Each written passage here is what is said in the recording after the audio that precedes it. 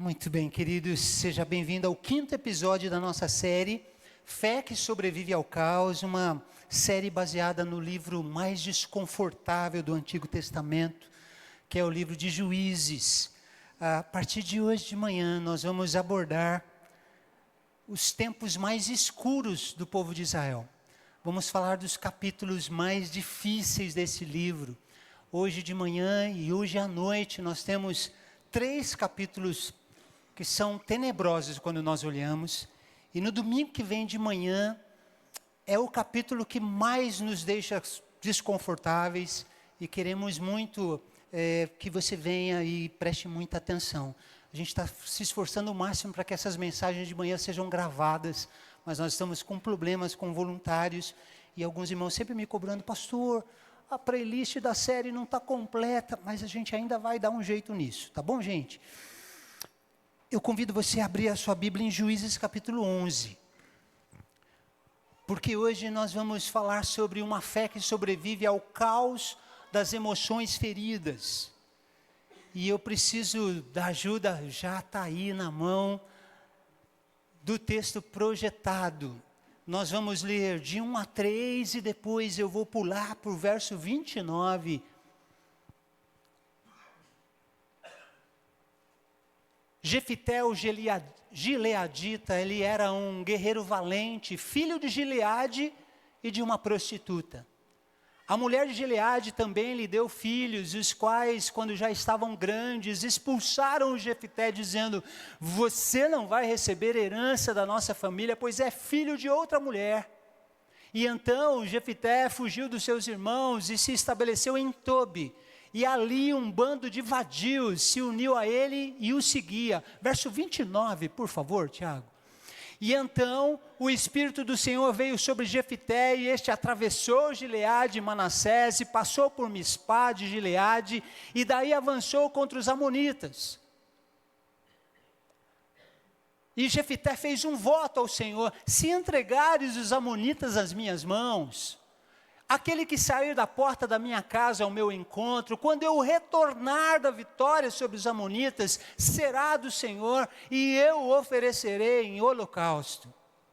E então o Jefité foi combater os amonitas, e o Senhor os entregou nas mãos dele. E ele conquistou 20 cidades, desde Aroer até as vizinhanças de Minite, chegando a Abel-Queramim, e a derrota foi grande. Assim, os amonitas foram subjugados pelos israelitas. E quando Jefité chegou à sua casa, pode voltar ao 34, por favor? E quando Jefité chegou à sua casa em Mispá, a sua filha saiu ao seu encontro, dançando ao som de tamborins. E ela era filha única, já que Jefité não tinha outros filhos. E quando a viu, rasgou as suas vestes e gritou, minha filha, eu estou angustiado e desesperado por sua causa, pois fiz ao Senhor um voto que eu não posso quebrar. Meu pai respondeu, a sua palavra foi dada ao Senhor, faça comigo o que prometeu, agora que o Senhor o vingou dos seus inimigos, os amonitas. E ela prosseguiu, conceda-me, porém, 2 meses para vagar pelas colinas, para chorar com as minhas amigas, porque eu jamais me casarei. Vá, ele disse, e então deixou que ela fosse por 2 meses, e ela e as amigas foram às colinas, e choraram, pois jamais se casariam. Passados 2 meses, ela voltou ao seu pai, e este fez com ela conforme o voto que havia feito. Assim, ela nunca deixou de ser virgem. Daí vem um costume em Israel, de saírem as moças durante 4 dias, todos os anos, para celebrar a memória da filha de Jefité, o gileadita. Muito obrigado, Tiago. Fé que sobrevive ao caos das emoções feridas. Sabe, gente, esse texto, ele começa a história em Juízes capítulo 10. Aquele ciclo do caos que a gente tem visto aqui, começa a partir do verso 6. O povo de Israel vai se esquecer de Deus e vai começar a adorar outros ídolos. E o que Deus faz quando começa o ciclo do caos? Deus levanta um povo para oprimir Israel, para lembrar que Israel não está cumprindo a sua parte da aliança, que é obedecê-lo. E dessa vez o inimigo que Deus levanta são os amonitas. os amonitas começam a fustigar, a maltratar o povo de Israel, a dominar o povo de Israel. O povo de Israel, então, dentro do ciclo do caos, eles clamam por misericórdia e Deus vai levantar, então, um novo juiz, um novo libertador. Deus vai levantar o Jefité. E o Jefité, gente, dos 14 juízes que nós temos na Bíblia, ele é o juiz mais improvável para ser juiz de Israel. Por quê? Porque ele foi um homem profundamente marcado pela dor. Ele foi um homem marcado nas suas emoções, as suas emoções foram feridas.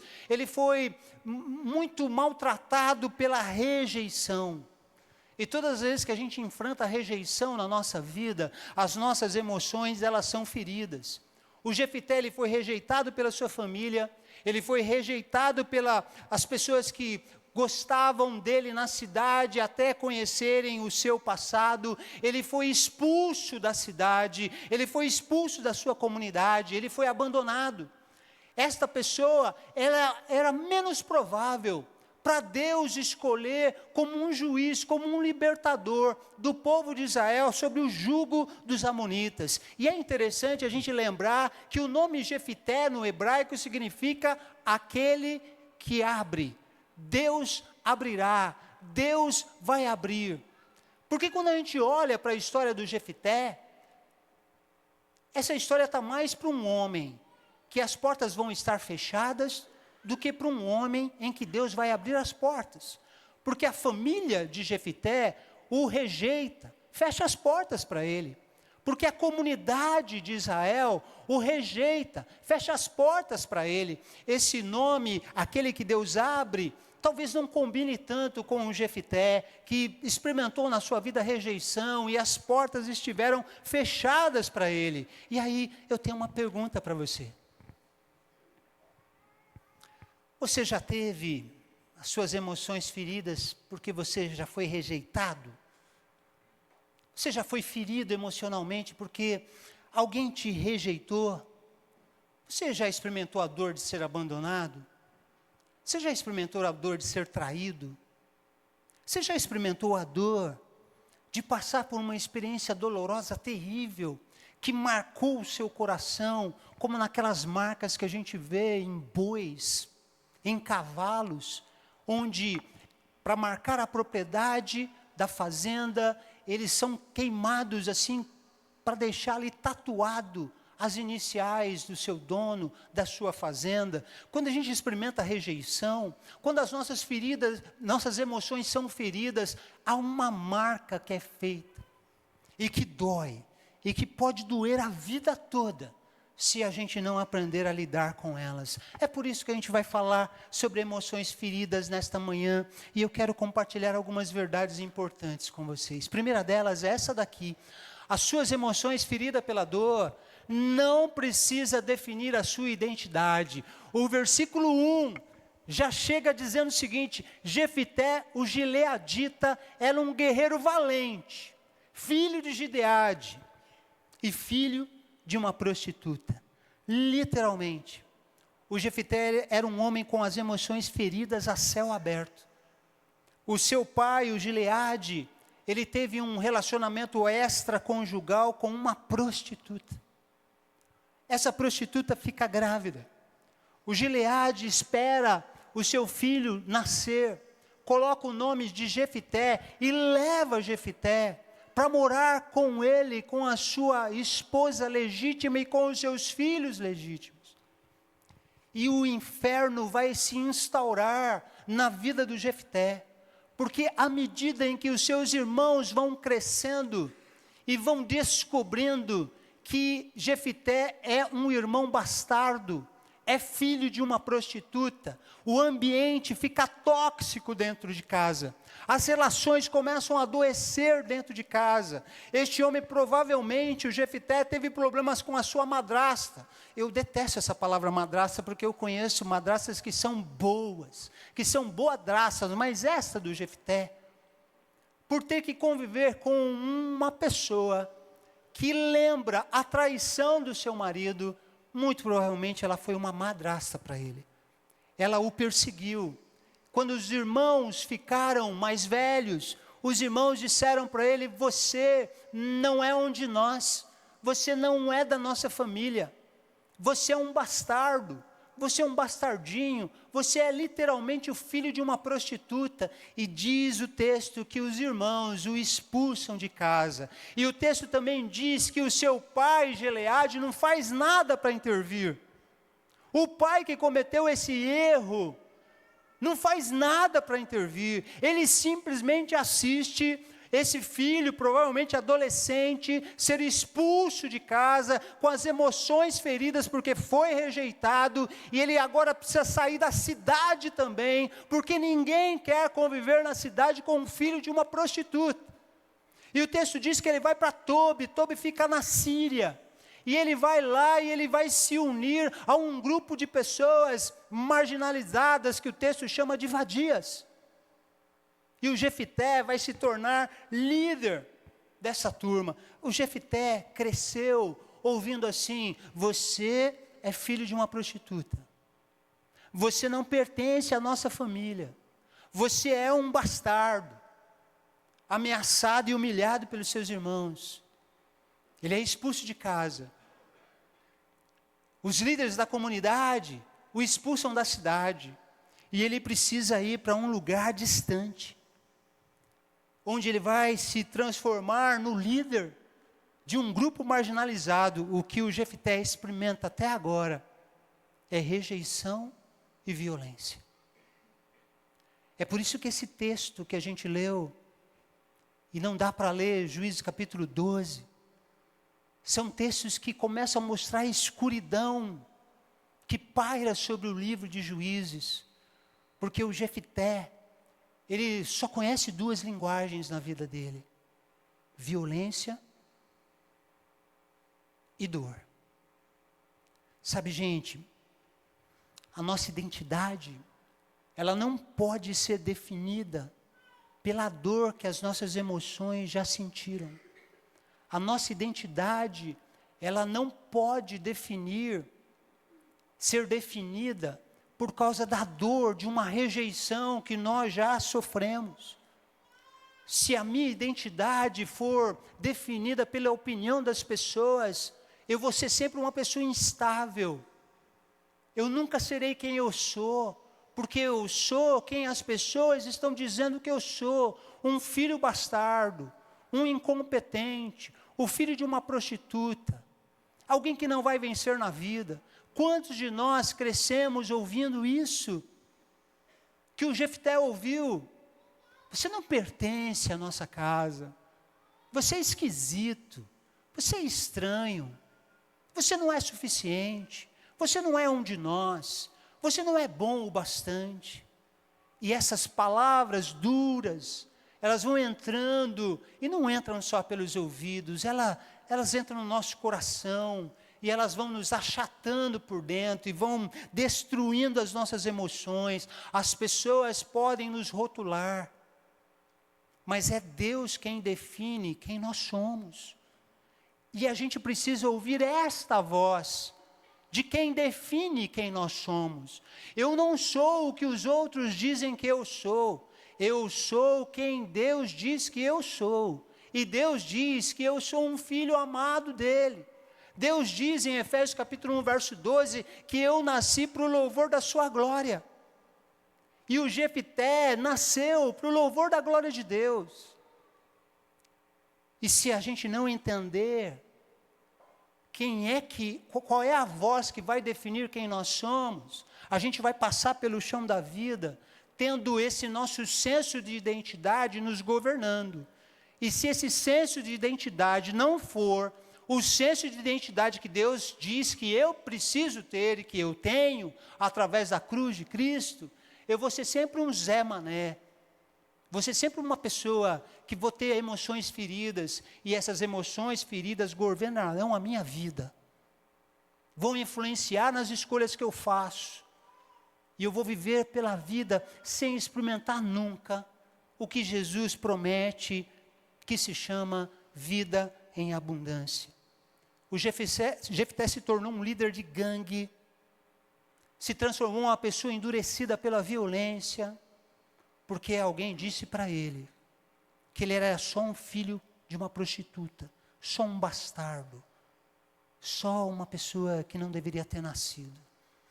Segunda verdade importante desse episódio: Deus enxerga você além das suas feridas. Deus nos enxerga além das nossas emoções feridas, irmãos. Os amonitas estão oprimindo o povo de Israel. No povo de Israel não tem ninguém com coragem o suficiente para liderar um exército para combater os amonitas. De quem que eles lembram? Lembram do filho da prostituta. Lembram do homem que as pessoas dizem que não tem lugar para ele na cidade nem na família, porque ele é um bastardo. Se lembra dele porque Deus pensa a respeito de Jefté que ele é um guerreiro valente. E eles vão atrás. Eles vão para a Síria convidar o Jefté, para o Jefté liderar um exército. Por quê? Porque Deus nunca deixou de reconhecer o valor que Jefté tinha.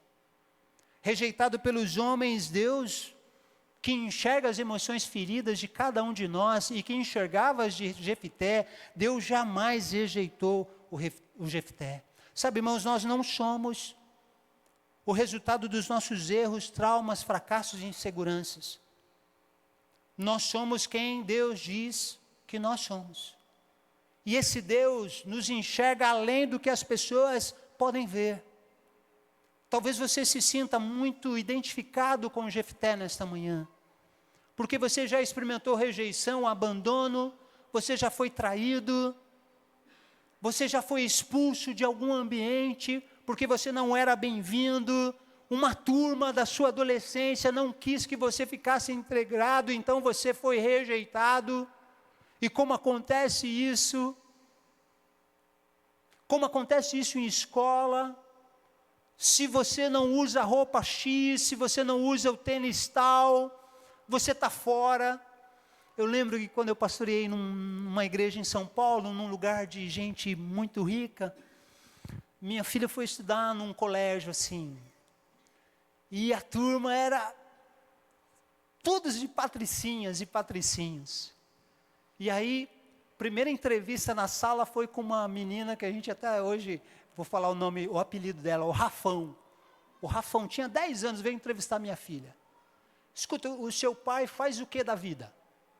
Ele é dono de alguma empresa, ele é um empresário famoso. Não, meu pai é pastor.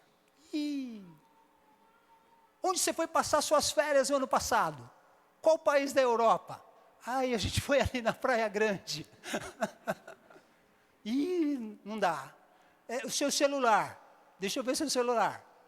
É o iPhone? Não é o iPhone. Está fora. E literalmente isso aconteceu. Você não anda, porque alguém diz que você só vale pelo que você tem. Você não vale pelo que você é. E o que nós temos tem definido o conceito de identidade de muita gente. Há um Deus que enxerga as nossas emoções feridas e cuida da gente. Sabe, pessoal, Jefté é improvável. Você muito provavelmente não escolheria Jefté para ser libertador do povo de Israel. Talvez eu também não. Filho de uma prostituta, líder de uma quadrilha, uma turma ligada com o PCC, o Jefté está ali. Você escolheria o Jefté? Mas há um Deus que vê além do nosso passado. Porque o nosso passado não pode nos definir.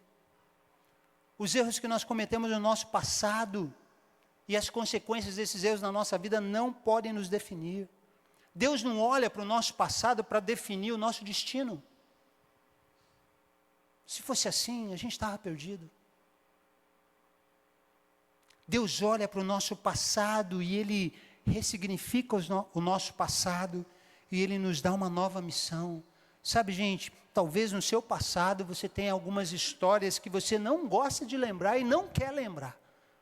Porque é um passado de dor. Deus enxerga o seu passado. E o seu passado não define quem você é. O que define quem você é a cruz de Jesus, que diz que você é um filho amado de Deus. Deus não consulta o seu passado para decidir abençoar seu futuro. Deus olha para Jesus, para a graça de Jesus, que na cruz está ali ao meu alcance e ao seu, para que a gente mude a nossa história. Tem uma frase que eu gosto muito, diz assim: por que você repara tanto no meu passado e me procura tanto no meu passado? Eu não estou mais lá, eu não vivo mais lá, eu destruí o prédio inteiro, estou vivendo uma nova fase, porque Jesus é o meu Senhor e Salvador. Há um Deus que enxerga além das emoções feridas. Nós não somos um rótulo para Deus, nós somos uma pessoa. Terceira verdade: emoções feridas e não curadas podem gerar decisões precipitadas. Irmãos, como esse texto ele é duro, porque mostra o Jefté fazendo um voto para Deus precipitado, absurdo, desnecessário e desconexo. Você que nos visita não é cristão, preste atenção. O livro de Juízes, o que conta o livro de Juízes? Conta a história de um povo que decidiu fazer carreira solo, viver sem a presença de Deus. É uma humanidade que quer ser feliz longe de Deus, e a gente sabe que isso não é possível. Essa humanidade sem Deus faz coisas terríveis. O Jefté, ele foi eleito juiz de Israel, tem uma missão, ele tem que libertar o povo de Israel do jugo dos amonitas. Ele reúne um exército, pequeno em relação ao tamanho dos amonitas, e ele vai para a guerra, mas antes dele ir para a guerra, ele faz um voto para Deus: Senhor, eu vou para a guerra, e eu peço que o Senhor me abençoe. E se eu ganhar a guerra contra os amonitas, a primeira pessoa que sair da minha casa para me abraçar, para me cumprimentar, eu vou sacrificar essa pessoa para a glória do Senhor. Voto estúpido, desnecessário. Como eu digo para Deus que é a favor da vida, que se eu ganhar uma coisa que eu quero ganhar, o presente que eu vou oferecer para ele é a vida de um ser humano. Quais são os erros que o Jefté comete? Eu preciso pontuar os erros teológicos que ele comete. Primeiro, o Jefté, ele não conhece a lei de Deus. Deuteronômio 12:31. Deuteronômio 18, de 9 a 14. Sabe o que diz lá? O Senhor Deus de Israel, abomino sacrifícios humanos que os pagãos fazem. Jefté desconhece isso. Talvez pelo seu passado, na adolescência, vivido em Tobi, na Síria, com um grupo de marginalizados. Nosso Deus não aceita sacrifício humano, porque o nosso Deus é a favor da vida sempre. Segundo o erro do Jefté, ele foi influenciado pela cultura pagã que o rodeia. Os povos idólatras faziam sacrifícios de pessoas humanas para os seus ídolos. Por que Jefté faz isso? Porque o Jefté quer barganhar com Deus. Senhor, se o Senhor me dá a vitória, eu te ofereço um sacrifício. Se o Senhor me der uma vitória, eu vou te dar um presente. Os povos pagãos faziam isso. Uma relação de troca, de barganha. O Jefté quer fazer isso com Deus, porque a cultura pagã que ele está mergulhado, cega os seus olhos, ele não conhece o Deus da graça, ele não conhece o Deus da misericórdia. Por que o Jefté não volta atrás no seu voto? Porque ele não conhece o Deus da graça. Ele acha que se ele voltar atrás, Deus vai mandar algum castigo para ele. Ele podia ter recuado, mas não recuou, porque ele não conhecia o Deus da graça. Agora preste atenção, olhe para mim. Há um viés psicológico que a gente precisa olhar. Por que o Jefté faz esse sacrifício? Porque ele quer ser amado. Ele quer ser aceito. se eu ganhar, e eu preciso ganhar essa guerra. Se eu ganhar essa guerra, a minha família vai me amar, vai me respeitar. Meu pai vai me valorizar. A minha madrasta e meus irmãos vão me amar. Então eu preciso ganhar a guerra. Preciso. Porque eu preciso ser amado. Preste atenção ali para mim. Isso é um material que fomenta a vida de muita gente que sofre de dependência emocional. Eu preciso ser amado. E aí eu vou para um relacionamento tóxico. Eu recebo migalhas de afeto, mas eu me submeto às humilhações, porque eu preciso ser amado. Preciso ser aceito. Meu passado não é legal. Eu acho que eu sou uma pessoa muito feia. Ninguém vai me amar. Então eu me submeto a uma vida de humilhação, de um relacionamento tóxico, que me humilha e que me oferece migalhas de amor, porque eu não mereço mais do que isso. Eu só preciso ser aceito. É por isso que tem mulheres que não denunciam seus maridos por violência doméstica. Porque elas sentem que elas não vão conseguir ser amadas. E aí a gente tem uma autoestima tão destruída pela rejeição, que a gente se submete a coisas horríveis. Quantas mulheres estão perdendo a dignidade? Se submetendo a um comportamento mero e exclusivo de uma escrava sexual. Achando que ninguém vai conseguir me amar. Tem que aguentar esse relacionamento. Não quero ficar sozinha. Quantos homens estão na mesma situação? A situação de uma dependência emocional. São traídos, são humilhados. Mas eles continuam num relacionamento tóxico. Porque acham que o que merece na vida são só migalhas de afeto. Ah, meus irmãos, pergunta que eu sei que você está fazendo, mas pastor, será mesmo que o Jefté sacrificou a filha dele? Tem duas correntes sobre isso, gente. Tem uma corrente sacrificialista e uma corrente não sacrificialista. Corrente sacrificialista acha que o Jefté realmente sacrificou a filha dele. E tem gente muito boa que defende essa teoria, muito boa. Tertuliano, Orígenes, pais da igreja, o Agostinho, teólogo respeitadíssimo, Flávio José, que era um historiador judeu, o Matthew Henry, que é um comentarista bíblico muito bom, o Kendall, o Tim Keller, entre outros. Olha, é uma turma de peso. Mas há uma outra corrente que acredita que Jefté não matou a própria filha, mas que separou a filha para que ela fosse virgem a vida inteira, ela não se casasse, que ela não desse filhos. E esse grupo acredita que isso era uma morte para uma mulher no Antigo Testamento. Porque o que valorizava uma mulher era se casar e ter filhos.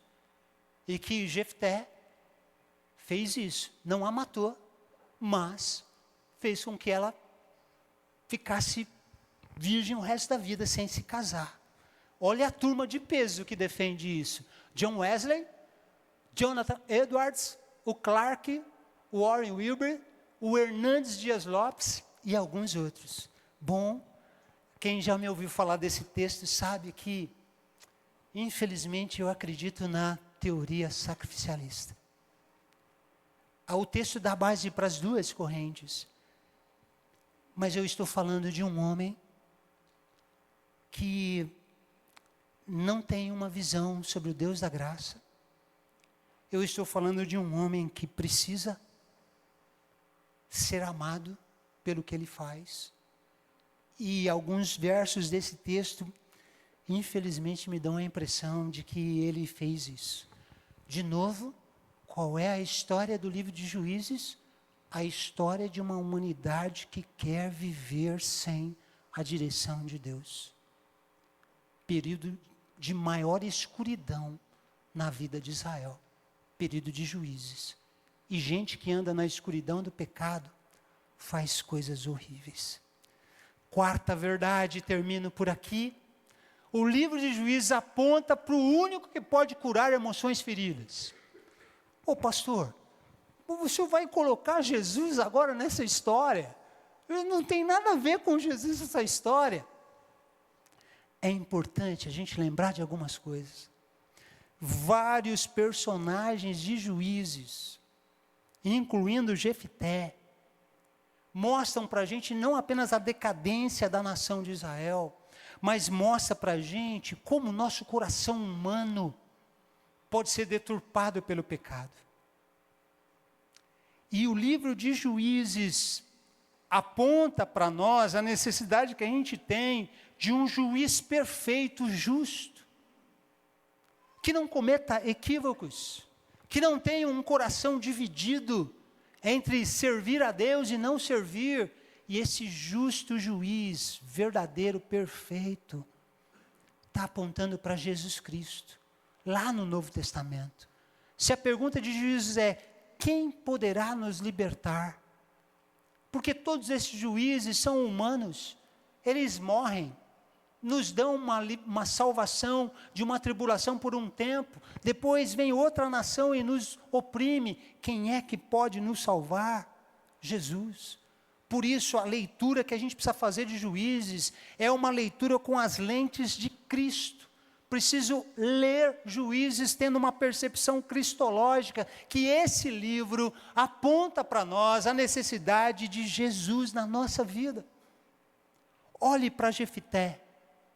Compare com Jesus. O Jefté aponta para Jesus. Jefté foi rejeitado pelos irmãos dele, Jesus foi rejeitado pelos seus irmãos.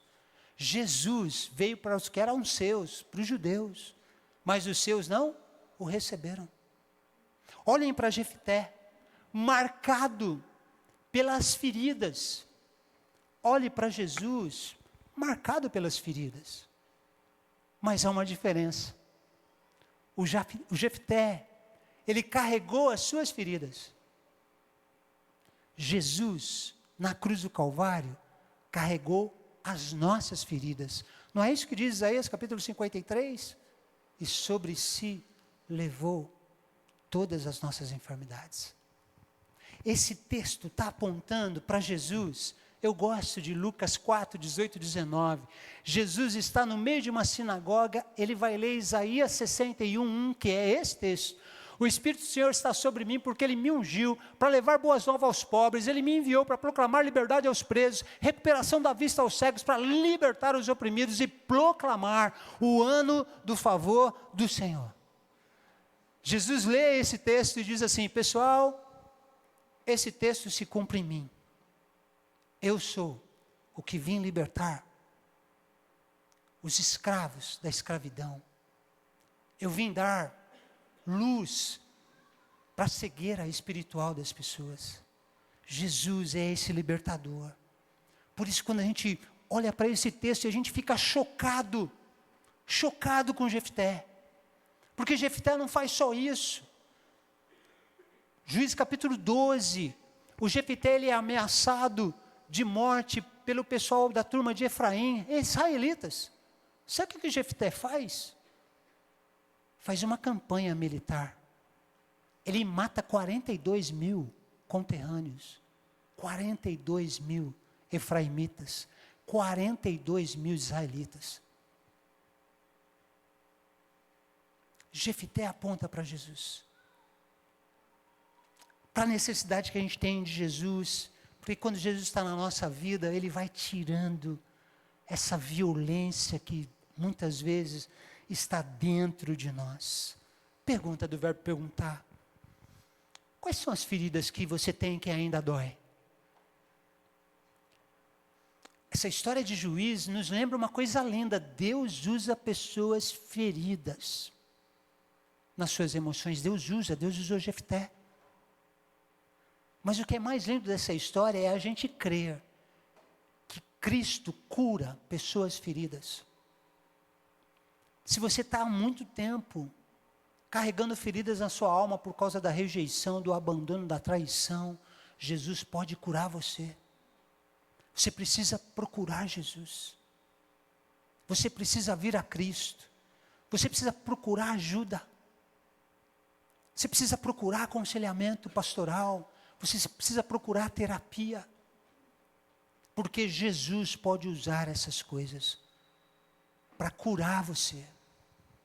De dentro para fora. Qual é a ferida que ainda dói em você? Qual é a ferida que ainda faz sangrar você? Jesus de Nazaré pode curar as suas feridas. Como é que eu termino essa palavra? Talvez você carregue feridas hoje que ninguém vê. É possível que você tenha feridas que nem a sua esposa saiba que você tem. É possível que você tenha feridas na alma que os seus pais não saibam, que o seu melhor amigo não saiba. Leve essas feridas para Jesus, porque Ele deseja curar você. Durante muito tempo eu liderei uma equipe missionária, um grupo de 20 jovens de 5 igrejas diferentes. E a gente saía para cidades do interior de São Paulo e para estados do nosso país para evangelizar. E numa dessas viagens eu convidei uma pessoa que eu conheci no seminário teológico, uma pessoa muito capaz. E durante a viagem Deus falou muito com ela. E teve uma noite que ela estava chorando e ela me procurou e ela contou a história dela. Com 26 anos ela contou que com 17 ela foi violentada por 2 pessoas. E que ela achava que a vida dela tinha acabado. Aí ela conheceu Jesus. E sabe o que Jesus faz com essa moça até hoje? Ela mora em Cuiabá, é líder de uma grande igreja batista lá. Ela montou um grupo especializado para ajudar pessoas que foram vítimas de violência sexual. Deus cura pessoas feridas e usa pessoas feridas para curar outras pessoas. Se você é alguém ferido nas suas emoções, não se conforme em viver ferido assim. Procura ajuda. Você pode procurar os pastores dessa igreja, você pode procurar nossa irmã Eunice, procura ajuda. Jesus quer curar você. Vamos orar? A equipe de louvor está vindo aqui, nós queremos orar. Pastor, esse texto é pesado. Puxa, gente,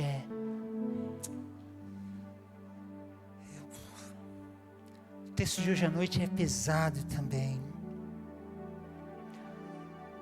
O texto de domingo que vem de manhã é o mais pesado de Juízes. Eu não sei ainda como é que vai ser expor esse texto. Eu nunca ouvi uma pregação sobre esse texto, muito menos um estudo bíblico. Ele é daqueles textos que a gente não gostaria de ter na Bíblia. Ele é desconfortável. Mas é um texto que fala sobre o que o pecado pode destruir na nossa jornada pela vida. E a gente precisa apresentar todo o conselho de Deus revelado nas Escrituras. Porque nada da Bíblia está aqui por acaso. Tem sempre uma lição. Feche os seus olhos, vamos orar. Não vou expor você, mas se você tem as suas emoções feridas, se você se identificou com Jefté, quero convidar você a orar. Senhor Jesus, me cura das minhas emoções. Eu quero ser curado.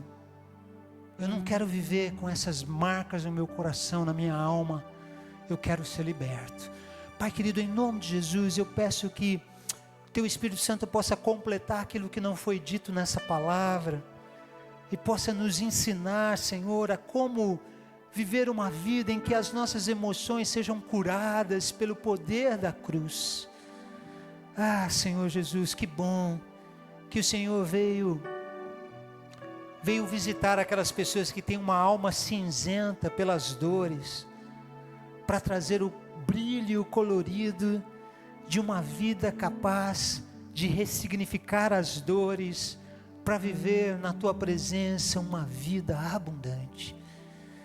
Visita, Pai, em particular, qualquer pessoa que nesta manhã esteja com a alma muito dolorida por lembrar das suas feridas emocionais, e que elas possam pedir ajuda para Jesus, pedir ajuda para os seus pastores, pedir ajuda para os seus líderes espirituais. Cura-nos, Senhor, cura-nos, Senhor. É o nosso desejo, é a nossa humilde oração. Nós a fazemos no nome santo, bendito e precioso de Jesus. Amém, amém. Você pode se colocar em pé, você pode